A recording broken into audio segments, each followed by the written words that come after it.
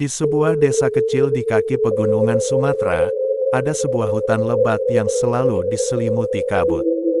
Warga menyebutnya hutan larangan. Sejak dahulu, orang tua selalu berpesan, jangan pernah memanggil nama temanmu di dalam hutan saat matahari mulai tenggelam. Bisa jadi yang menjawab bukan dia. Namun, seperti banyak legenda lainnya, tidak semua orang percaya. Suatu sore, 3 pemuda desa, Rian, Damar, dan Joko, memutuskan masuk ke hutan untuk mencari rusa. Mereka tertawa sambil mengabaikan semua pantangan yang telah diwariskan turun-temurun. Menjelang maghrib, kabut turun begitu cepat hingga pepohonan di depan mereka nyaris tak terlihat.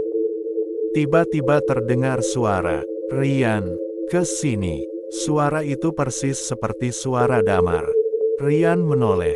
Damar ternyata masih berdiri di belakangnya. "Barusan kamu manggil aku." Damar menggeleng pelan. Belum sempat mereka berbicara lagi, suara itu terdengar untuk kedua kalinya. "Rian." Kini terdengar lebih dekat. Joko mulai ketakutan. Ia bersumpah melihat sosok seseorang berdiri di balik pohon besar. Wajahnya samar, tetapi bentuk tubuhnya sangat mirip Damar. Ketika mereka mendekat, sosok itu menghilang begitu saja. Mereka memutuskan pulang. Namun sejak malam itu, ada yang berubah. Damar menjadi pendiam. Ia tidak lagi menyukai makanan favoritnya. Ia sering berjalan keluar rumah tengah malam menuju arah hutan tanpa sadar. Ibunya mulai curiga ketika suatu pagi Damar memakan nasi tanpa lauk sambil menatap kosong ke arah pepohonan. Beberapa hari kemudian, seorang tetua adat datang. Ia hanya menatap Damar beberapa detik sebelum berkata lirih, "Itu bukan anakmu." Semua orang terdiam. Menurut sang tetua, orang Bunian kadang tidak menculik manusia selamanya.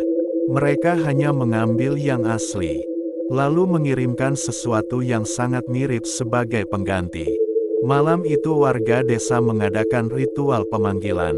Saat doa mulai dibacakan, Damar tiba-tiba tersenyum. Senyuman yang belum pernah dilihat siapapun sebelumnya. Matanya perlahan berubah kemerahan. Lalu ia berkata dengan suara yang bukan suaranya, "Dia bahagia bersama kami. Kenapa kalian ingin membawanya pulang?"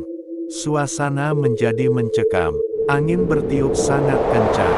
Semua lampu padam. Ketika lampu minyak kembali menyala, Damar telah menghilang.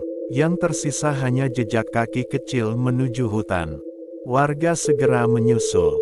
Di tengah kabut, mereka melihat sebuah perkampungan yang belum pernah ada sebelumnya. Rumah-rumah kayu berdiri rapi dengan cahaya kekuningan. Terdengar suara gamelan dan tawa anak-anak. Di depan salah satu rumah, mereka melihat Damar. Ia sedang duduk bersama orang-orang berpakaian putih. Wajahnya tampak damai. Tetapi ketika ibunya memanggil namanya, seluruh penghuni kampung menoleh bersamaan. Mata mereka hitam pekat. Kabut langsung menelan semuanya. Dalam sekejap, kampung itu lenyap. Damar tidak pernah ditemukan lagi. Sejak saat itu, setiap menjelang maghrib, warga desa mengaku masih mendengar suara seseorang memanggil nama mereka dari arah hutan larangan. Dan mereka percaya, jika suatu hari suara itu terdengar menggunakan suara orang yang paling kamu kenal, jangan pernah menjawab, karena mungkin yang memanggilmu sudah bukan manusia lagi.